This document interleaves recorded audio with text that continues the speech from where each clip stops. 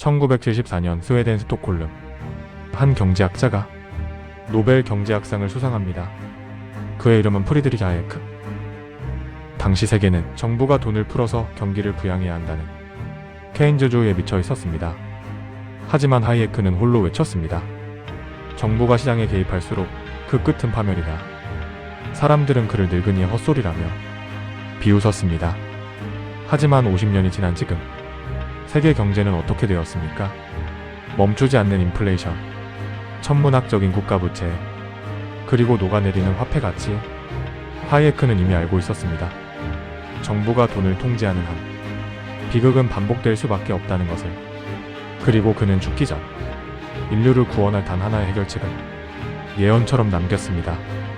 오늘 비트코인 리마인드는 경제학의 역사를 거슬러 올라가 비트코인이 왜 단순한 기술이 아니라 철학적 필연인지 증명합니다.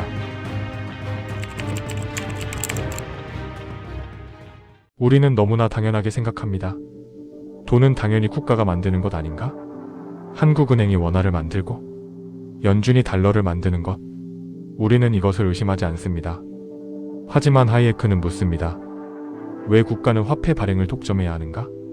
역사적으로 국가는 언제나 화폐를 타락시켜 왔습니다. 로마 제국은 데나리우스 은화에 구리를 섞어 가치를 떨어뜨렸고, 현대 정부는 종이돈을 무제한으로 찍어내어 빚을 갚습니다. 이유는 간단합니다. 세금을 더 걷는 것은 국민의 저항을 부르지만 돈을 찍어내는 것은 아무도 눈치채지 못하게 국민의 부를 빼앗을 수 있는 가장 쉬운 방법이기 때문입니다. 이것을 우리는 인플레이션 세금이라고 부릅니다. 정부가 경기를 살리겠다며 돈을 풀 때마다 여러분의 통장에 있는 현금은 그 숫자는 그대로일지 몰라도 실질적인 구매력은 증발합니다. 그것은 명백한 절도입니다. 정부라는 이름의 거대 권력이 저지르는 합법적인 도둑질. 하이에크는 이 화폐 독점이 모든 경제 위기의 근원이라고 지적했습니다. 1976년 하이에크는 세상을 뒤집는 위험한 책을 출간합니다. 바로 화폐의 탈국가와. 그의 주장은 급진적이었습니다. 국가로부터 화폐 발행권을 박탈하라. 종교와 정치가 분리되었듯 화폐와 국가도 분리되어야 한다. 그는 주장했습니다. 삼성이나 애플이 스마트폰을 만들어 경쟁하듯 민간 기업이나 조직에 각자의 화폐를 발행하고 시장에서 자유롭게 경쟁하게 하라. 그러면 사람들은 가치가 떨어지는 정부의 돈을 버리고 가치가 안정적인 좋은 돈을 선택할 것이다. 하지만 당시에는 기술이 없었습니다. 어떤 민간 기업이 돈을 만들어도 정부가 금지하면 그만이었고, 은행을 거치지 않고는 거래할 수 없었으니까요. 하이에크 이론은 그저 몽상가의 헛소리로 치부되어 도서관 구석에 먼지처럼 쌓여갔습니다. 2008년이 오기 전까지는 말입니다. 죽음을 앞둔 1984년, 하이에크는 한 인터뷰에서 소름 끼치는 예언을 남깁니다. 이 말은 훗날 비트코이너들의 성경이 됩니다.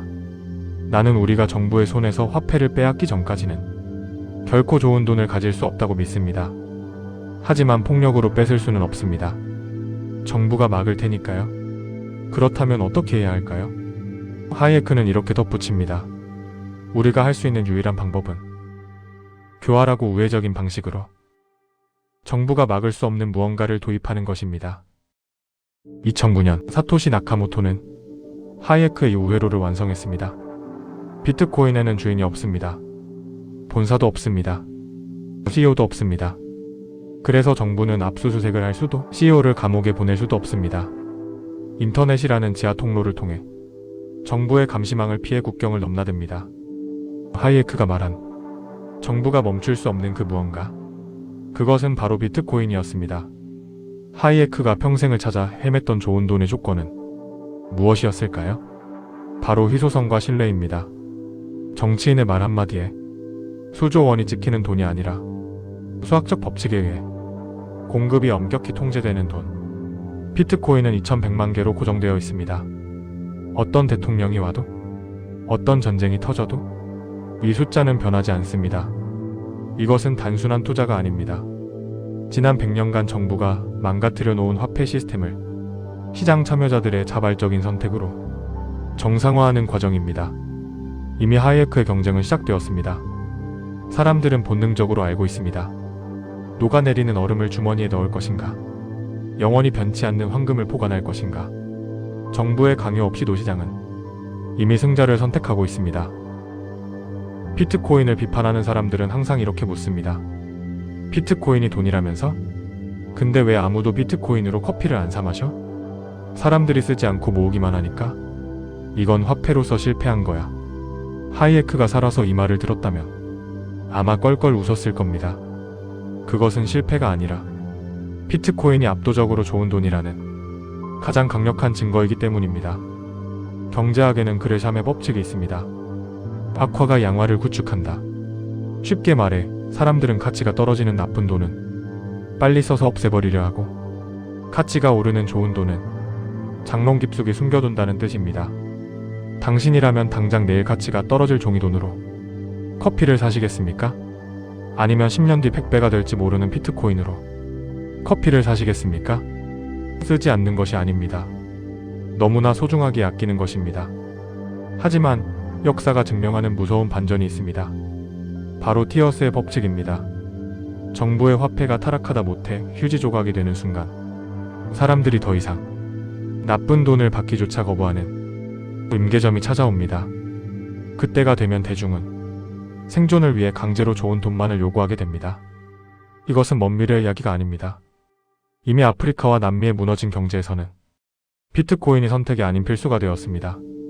달러 패권이 흔들리고 선진국의 부채가 터지는 날, 이 거대한 머니 시프트는 뉴욕과 런던, 그리고 서울에서도 일어날 것입니다. 그때 당신은 비트코인으로 커피를 살 수 있나요? 물을 필요가 없습니다. 왜냐하면 가게마다 이런 안내문이 붙어 있을 것이기 때문입니다.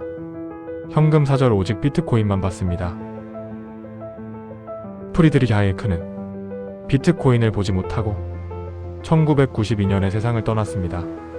하지만 그의 사상은 코드가 되어 우리 곁에 살아있습니다. 어떤 이들은 비트코인을 투기라고 부릅니다. 하지만 경제학의 역사를 아는 사람들에게 비트코인은 해방입니다. 국가의 통제로부터, 인플레이션의 착취로부터 나의 노동과 시간을 온전히 지킬 수 있는 유일한 자유의 도구. 당신이 지금 비트코인을 일사토시라도 가지고 있다면 당신은 단순히 돈을 투자한 것이 아닙니다. 40년 전 한 노벨상 수상자가 꿈꾸었던 화폐의 자유를 향한 거대한 실험에 동참하고 있는 것입니다. 정부는 돈을 찍어낼 수 있지만 비트코인은 찍어낼 수 없습니다. 그 차이가 앞으로 당신의 미래를 결정할 것입니다.